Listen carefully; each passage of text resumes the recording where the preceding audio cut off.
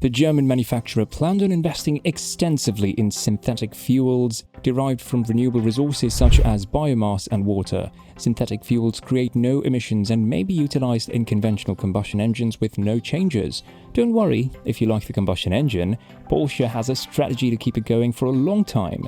Porsche Incorporated presents How Will Porsche Keep the Combustion Engine Alive After 2035?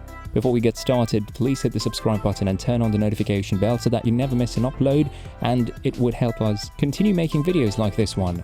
While the majority of automobile manufacturers plan to become entirely or completely electric by 2030, a handful are striving to save the internal combustion engine. Porsche is one of the automobile manufacturers aiming to decarbonize traditional transportation, and the German car maker has already invested more than $100 million in e-fuels. The European Commission, the EU's executive body, has listed synthetic fuels as an exemption to the proposed ban on internal combustion engines, which is set to take effect in 2035. Porsche appears to have found a brilliant solution to keep the internal combustion engine alive by substituting carbon-neutral synthetic fuels for liquid dinosaurs. But how does it function precisely? Will we be able to receive it sooner rather than later, and should we put our faith in it? These are the questions that we'll tackle now. Why e-fuels? There are a few reasons why synthetic fuels make sense, not only for Porsche but also for a broader range of mobility, not just automotive. On a smaller scale, Porsche claims that creating electric vehicles is more expensive than producing combustion-powered vehicles, and that fully transitioning its whole portfolio to electricity will take too long. E-fuels are another option to speed up the process of decarbonizing the brand's product assortment. Furthermore, Porsche's flagship model, the 911, has a cult following and is one of the most acclaimed sports cars ever produced. Fans and owners of the vehicle, whether air-cooled or water-cooled, are dedicated to maintaining the 911's legacy, and keeping the rear engine type combustion-powered is one method to do so. Additionally, the Porsche 911 presently accounts for 13% of the brand's sales, which is higher than the 11% held by the Porsche Taycan, the most successful EV produced by a heritage car maker. How does Porsche's e-fuel work? To learn more about Porsche's synthetic fuel, we headed to the Porsche Synthetic Fuel Refinery in Punta Arenas, Chile.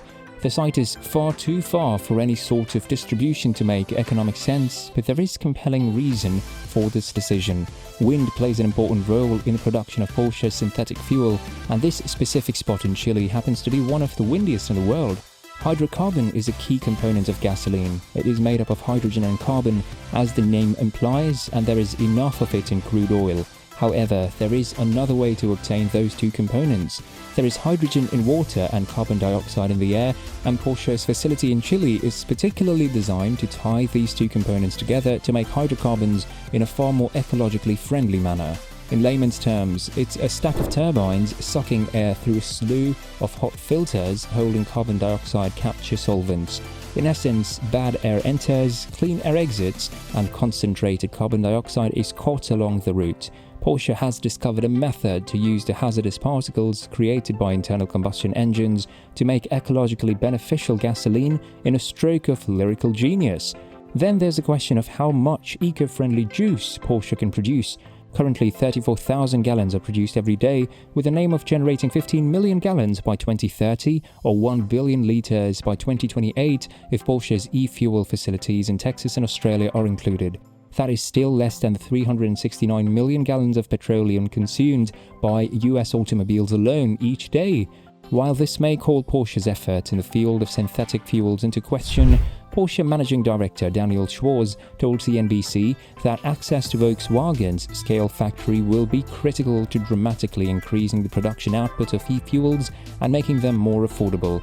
Currently, Porsche's e-fuel costs $40 a gallon, which is roughly 6 times the price of ordinary petrol in the United States.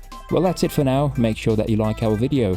So please leave a comment down below and let us know what you think about Porsche's plans. Also, let us know if there are any other topics that you'd like to see us cover in future videos. Thanks for watching, and we'll see you in the next